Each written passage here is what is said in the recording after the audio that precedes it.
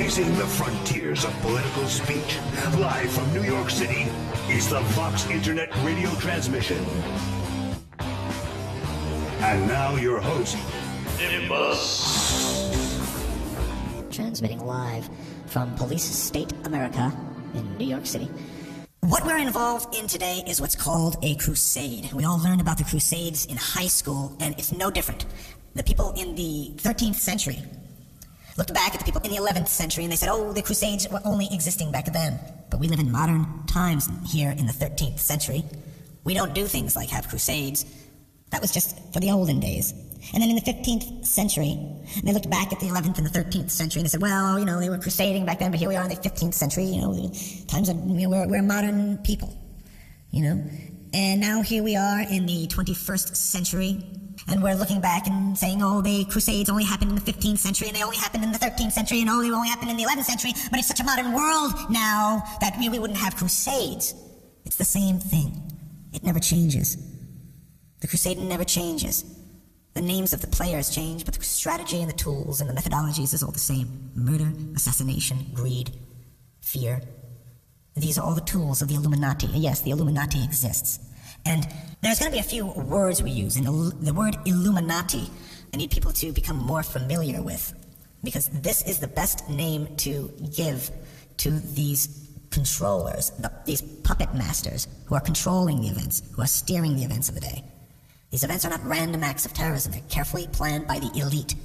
All terrorism is an inside job. All terrorism is of people terrorizing themselves. And that's what's happening in America today. We're looking for a boogeyman that doesn't exist. The terrorists are on the inside. 9/11 was an inside job.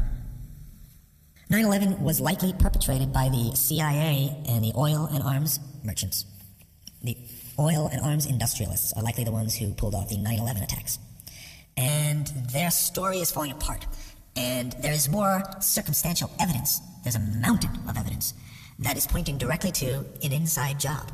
Maybe the CIA with the oil and arms merchants that did this 9/11 job.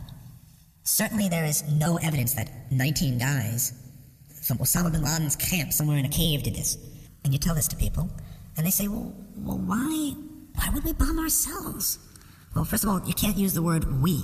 These people aren't we with you. They are them. You are we. They are them. It's us versus them. And they say, well, why would they bomb us? These elitists, these industrialists, these people who make the bombs and who control energy and who work in the intelligence agencies, why would these people bomb? It's inconceivable. We would not bomb ourselves. It's inconceivable. And the answer is quite simple. It's because the architects that are at the very top in the Council on Foreign Relations and in the State Department and in the intelligence agencies and in the industries that surround the military-industrial complex, in the industries that comprise the military-industrial complex, they have a choice. Either they go to war and they make billions and billions and billions of dollars, or they have no war and they make no money. And if you don't think for 1 minute that when a $5 or $10 billion military contract is awarded, that these companies wouldn't kill for that. And that companies like Halliburton, where billions get funneled through these big money laundries, because that's all Halliburton is. It's a money laundry. It's a way to get money from the U.S. Treasury into the hands of private people. That's what Halliburton is. It's a money laundry. If anybody thinks that George Bush's goals with America is anything other than total economic rape, then you don't know anything. The Bushes are the most willing instrument of the Illuminati that the world has ever seen.